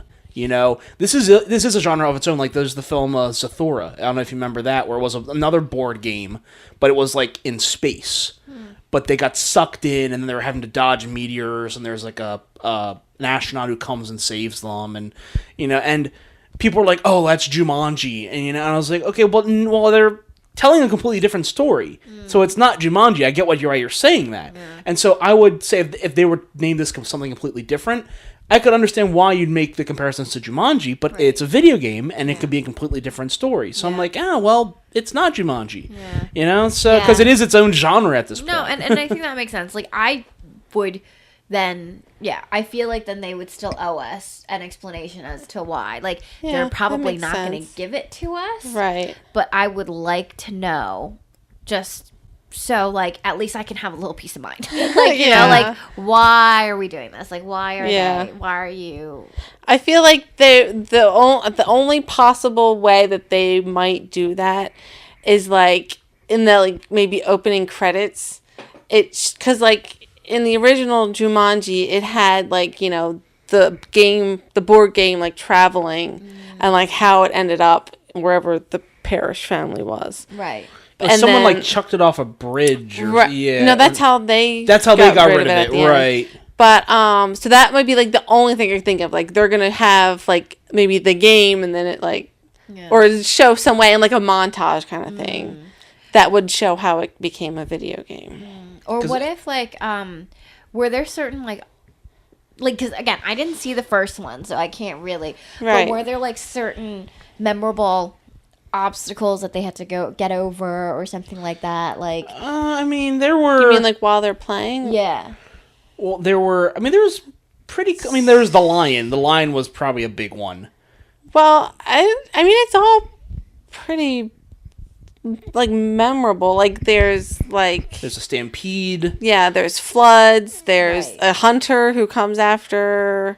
I'm trying to remember. Alan. There's the quicksand. There's bugs. Like, and I'm saying, like, what I'm saying is maybe what they're gonna do is they're gonna recreate some of those same kind of things in this. So then it's kind of like they're going through, but as different people trying to conquer the same obstacles that from the first one. All right. Yeah. I mean, I could say. I mean, like I'm trying to remember all the things that were occurring throughout the film. In the first one, you had the vines and flowers that were always attacking. You had the monkeys, which were always everywhere. Probably the monkeys maybe would be the most memorable because they kept showing up throughout the movie. Yeah. Okay. So, but yeah, no, I wouldn't want to know how it became a video game, or how it got to this point where why is this Jumanji as well? Right. Because it doesn't, because really, I can't. So all of this being said, would you like to see this? Most definitely. Okay, well there you go. I just love, Jack Black, I'm not the biggest fan of. Right. I love Jack Black. But, I feel like he would play a great teenage girl. And everyone else, I love their chemistry. I love the actors and actresses. So I'm really excited. I think more for the chemistry and for, because the last, what was it, Central Intelligence? Central Intelligence, yeah. So I heard that wasn't really good. I heard mixed reviews. Or was not? Was not really. I heard mixed reviews, yeah. So, again, I'm looking for something else where, Kevin Hart and The Rock are in that actually will make me want to go see it or want to see it again. So, yeah, that I'm excited about. So. Okay. I don't know. I'm really torn. As am I. I know. Because I see this. I see this all the time. Because, Beauty and the Beast, for example, people who've seen the movie, the original multiple times, are big fans of it. We're really torn about going to see the live action film. Whereas I'd only seen the original like once or maybe twice at most, and was kind of like, whatever. So going in, I was like, I really want to see the new Beauty and the Beast because I didn't have high expectations for it the same way. And so I was just like, so the nostalgia there wasn't a pang for me. Right. So I was just like, no, I really want to see it. And I ended up thoroughly enjoying it. So I think for this, you guys are going to be much more torn than I am because I'd never seen Jumanji. Right. So I'm not going to be like, oh, well, I would be afraid that they'd copy anything because I haven't seen it. So Yeah. And it wasn't part of my childhood, so it wouldn't be like they're ruining anything for me. Right. So it's going to be harder for you guys. Yeah. I mean, I don't know if it would, like, ruin it. Like, I wouldn't say, like, oh, this, would ruin the first one. Because I think that they are so completely different. Well, at least in tone. In, like, tone and, like, yeah. So I don't know. Like, I wish it was just its own like comedy, and then I'd be much more willing to. If you just called it "Welcome to the Jungle," I'd be fine with that. Yeah. I'd be perfect with just some video game called "Welcome to the Jungle," and then you could still have your Guns N' Roses tie-in. Could even like if you want to do like Atari, you could just call it like Jungle Gym. Jungle Gyms. Yeah, that'd be fine. That was the name of that game, right? No, Pitfall. Call it Pitfall. Oh my God, yes. I love a Pitfall movie. Yeah. Oh man.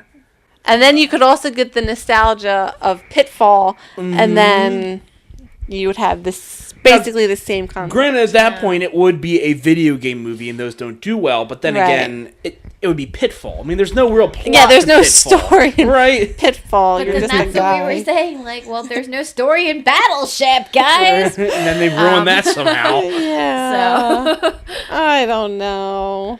So I mean, weird. I think it's hard. I think it's hard because of the name. Yeah. More than anything. Definitely. Because that's what it sounds like. I feel like from the both of you, it seems like you are relatively interested in the movie. Yeah. You're just having so much trouble getting around the fact that they're calling it Jumanji. Pretty much. Yeah. And I feel bad because I'm like, because it seems actually really good. Like it seems like it's a nice fun comedy. Let me say this: would you want to see the first film before you see this? No. Okay. I well, there you go. I wouldn't mind. Like I never had like I never was like I really want to see the first Jumanji, and I know that a lot of people are like, oh my God, you haven't seen it.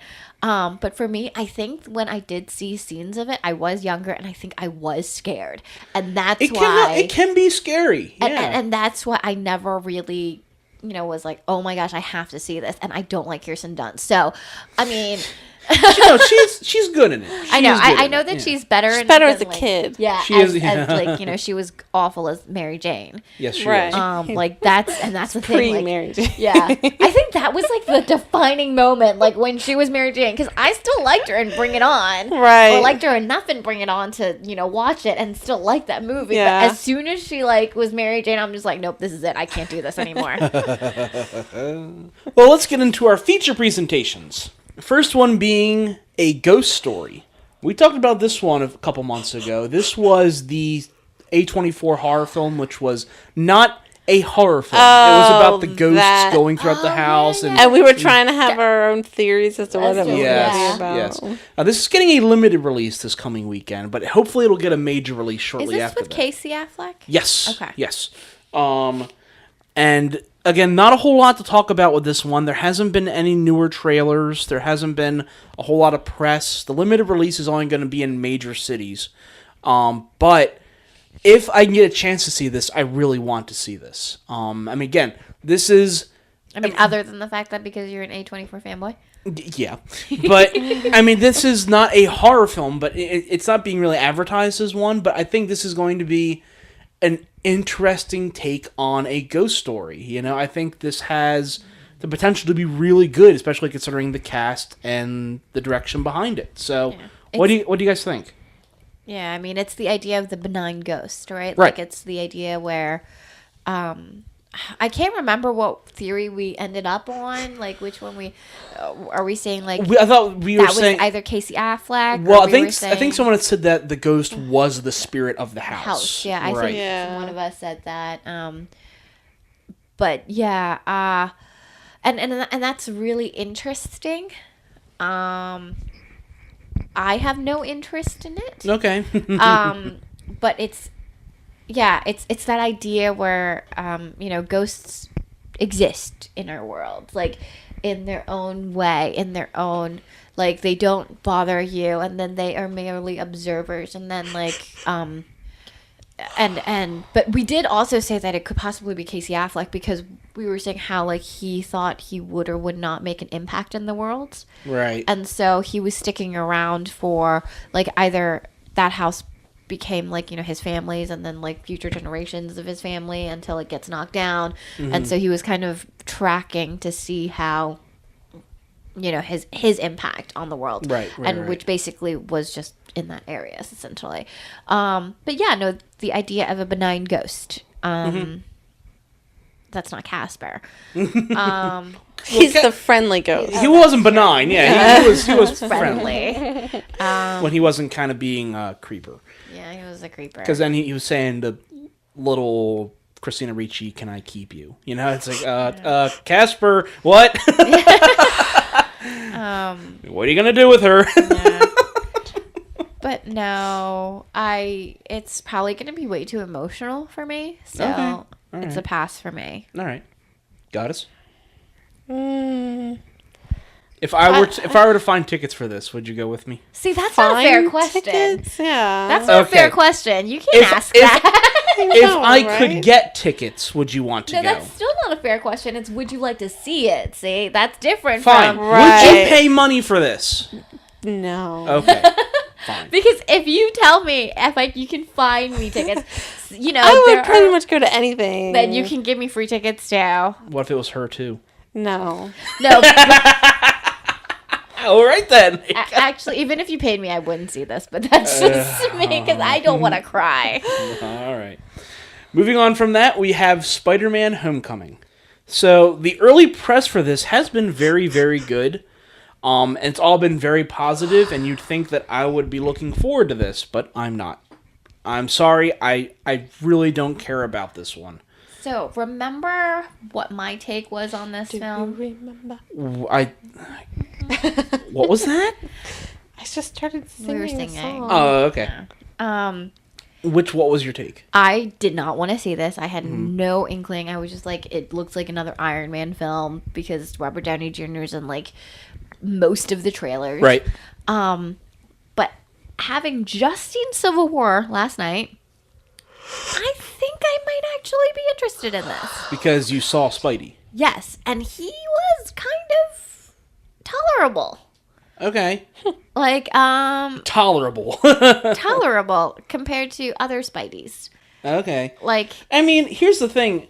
Each other Spider-Man so far, Tobey Maguire and Andrew Garfield, I thought they were both well performed. Yeah, they weren't awful. No, they weren't. They were tolerable, so I did see them. Right.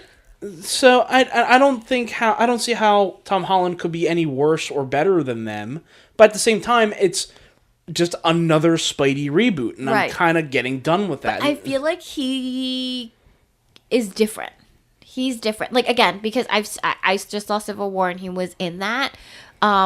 I feel like his vibe is a little different from both Tobey Maguire and Andrew Garfield, and I feel like he's young, much younger.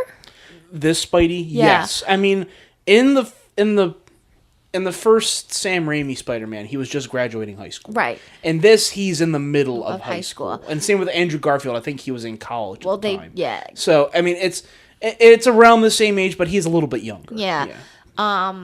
Like, the only thing for me is I don't necessarily like to watch teen movies too much, so I think that's the one thing that's throwing me a little bit. This is going to be a bit more of a teen. Yeah, so that's Superman definitely what's superhero throwing film. me. Sorry. What do you mean by teen movies?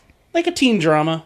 Yeah, like younger kind of, like when I'm talking, like for superhero films especially, like I don't, like I'm, like for example, the new Power Rangers that came out, like I really did not want to see it because it was a bunch of whiny teenagers essentially. Okay. Same thing with Fantastic Four, how they made them all teenagers when they didn't have to do that. Okay. Yeah. Okay. So I think, does I get it. Yeah, okay. So I think that's the only thing. But I feel like there's the amount of humor that he's brought in and the way that he plays Spider-Man. I think I think it'll be fun. It's not something I necessarily go out to the theaters to see like I did for Wonder Woman. But if it was on like Netflix, I'd definitely see it. All right. You know what? I'll probably do the same. I don't want to give this money because I don't know if I want to fully support this, especially considering the actions that Sony is taking right now. I don't know if you've heard what they're trying to do with the MCU. They are planning on bringing Venom into the MCU and also making Venom a comedy. What? Yeah, which is... It's a response to Deadpool. They think they should make Venom Deadpool, and that is one of the biggest mistakes you can make. And it's Sony continuing to fuck up this canon. And it's like, they keep saying, oh, well, we keep screwing up Spider-Man. Let's do something new. And then they're going to do Homecoming, which hopefully Homecoming is good. And then they'll say, oh, well, let's try fucking with it some more. Let's make Venom a comedy. Like, no! Stupid! No, Venom is not comedic! Oh, God. Oh, I'm sorry. I'm ranting. Giannis, would you like to see this? If I can get you to... No, I'm If kidding. you got me tickets. I don't know. I don't know anymore. I don't know anything. Here's the thing. I'll say this. If this was advertised, and I hate saying this, if this was advertised as Iron Man 4 with Spider-Man, I'd probably be more inclined to see it. And I mean, and which That's is pretty much what this is, though. It is, which is a shame because, I mean, Iron Man 4 would just be feeding more into the MCU stuff, which, you know, people are getting really sick of. But I'd rather see a Robert Downey-led film than another reboot of Spider-Man. Because I'm done with the Spider-Man reboots. I'm sorry. I can't do it anymore, guys. I know, I'm ranting. Take a breath. Yeah. But seriously, I feel like you should maybe, when you get the chance, see Civil War first. Oh, I will. And then I will.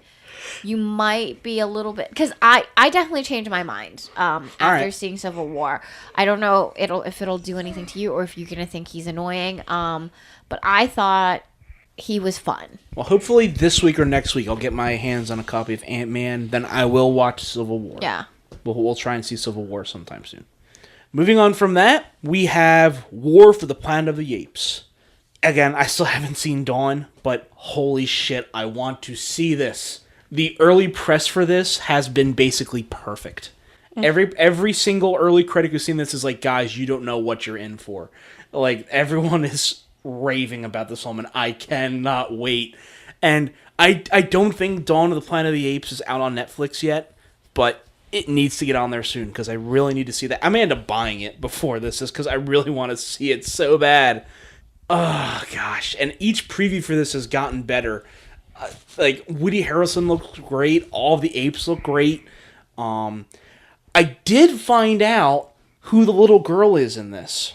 Remember we were discussing that? And how she plays into everything? Mm-hmm. The little girl, her name is Dawn. Dawn was Charlton Heston's love interest in the first Planet of the Apes film. So this... I don't know. Was that supposed to be a gasp moment? It was. Oh. But now, which tells me that they're basically rewriting this. In that first film, Dawn was a mute. She basically never talked. And this little girl appears to never talk. So I don't know if she is in fact a mute or not. But it looks like she is fully siding with the apes. It looks like at one point the orangutan is teaching her like ape strong, and he's teaching her sign language, and she's Tickle Amy. Yeah, Tickle Amy. It looks like she is on board with supporting the apes. So it tells me maybe this, if the apes win, maybe this will be a future where the humans aren't slaves, but will in fact coexist with the apes, which would be great. Where we have this society of humans who are fully cooperative with the apes instead of being assholes and trying to exterminate them. So Didn't we theorize that possibly last time when we talked about it? No, what we theorized last time was that there were apes who were working on the side with the humans to try and kill everyone. I thought we also talked about how like maybe that because of her, like they would able to somehow find peace. We may have. We may have. Maybe it was just in my head. Who knows? Yeah, but would you guys like to see this? Not me. No. Okay. Because I haven't seen any of the other ones. Right. And anything with animals in it, like regardless if they're talking or not, makes me like sad. So. Well, you saw Zootopia, right? I still haven't seen Zootopia. You haven't seen Zootopia? No. Oh, that's really good. But that's a little different because there are no people. Okay, animals with humans because humans are assholes. Oh, okay. Is that better? That makes sense. Okay. Right. If it's just animals against animals, it's not as bad. It's not as bad because then Then it's Mother just Nature. Yeah. Mother Nature. Okay. Whereas like when it's humans, it's like no, you're fuck tons of evil. Yeah. Yeah. All right. Fair enough. Goddess. Maybe. Okay. I don't know. It's okay. I'm so wishy-washy about everything anymore. Movies. Okay. I mean, he can get you. He'll be getting you tickets, so. Yep, I'll be getting you tickets for it. So it doesn't matter. You don't have a choice. Okay.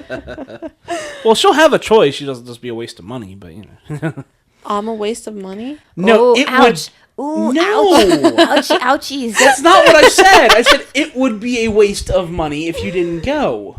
Right. Well, you could just I'm not invite saying your Pippa partner. partner. Moving on to our final feature And then presentation. we'll just hang out. Okay. Moving on to our last feature presentation, which is Wish Upon. Remember discussing this one? Yeah, I just saw a TV commercial for it. Mm-hmm. The horror movie, right? Yeah, which is the little box. It's like a music box, and it gives you wishes. There's like 6 or 7, and then each time you make a wish, it'll kill somebody. Yeah. Yeah, I think I this remember that. this It looks like really ass. dumb. Yeah, this looks Yeah. like complete ass. I kind of didn't want to talk about it, but it is a major release. But it. When did the Minions come out already? Yeah. I mean, Despicable Me 3. You might as well Yes. just call it Minions. But yes, Despicable Me 3 did come out. Okay, that's why it's not on here. Yeah, it came Correct. out last week. Okay. I think. Yeah. When you wish upon a star. Oh, I wish it was that kind of movie. I'd watch a Jiminy Cricket movie. Crappy Jeez. premise. This girl finds a music box and then decides, oh, I'm just gonna start making wishes on it randomly one day, and I'm going to wish that some girl would rot, and then sure enough, some girl starts rotting away because that's what yeah. you do as a teenage girl. It's pretty mean. Yeah, it is. I don't care about any of these people, and they can go rot. So yeah, I'm done. I don't care about That's this. really mean. Well, Because we just called them mean, and then you said it, and so you're mean. yeah. Well, they're fictional characters. I don't really care about them. If I said it about a real person, yeah, I'd be an asshole. But I'm saying it about a fictional character. So fuck them. Sure, that's totally what you meant. That is what I meant. Sure, I believe you. Would you guys like to see this? No. No didn't thanks. Didn't think so. Just a hard pass. Correct. And even as lovers of horror as Goddess and I are, we don't want to see this. This just looks like ass. So, yeah. No, thank you. Well, that's going to be it for the podcast today. I want to thank the fangirl extraordinaire for coming by. You super duper welcome. Super duper. Super duper. Super de duper. I want to thank the Goddess of Gore for coming by. Yep. I live here. Yep, you do. But you still showed up. Yep. It means you have a choice for next time. If you don't want to show up, you don't have I'd be to show wasting up. money. I want to thank the Dystopian for coming by, and I'm sure he thanks you all as well. Oh, would you come to Oh, is that what we're supposed to do? When you thank us, we're supposed to thank the viewers? No, you just, it doesn't matter. Say whatever you want when I address you. Okay. Okay. And I heard it here first. And I once again am the Projectionist. Well, I thank you all for tuning in. Have a very good day, and take care. Thank you.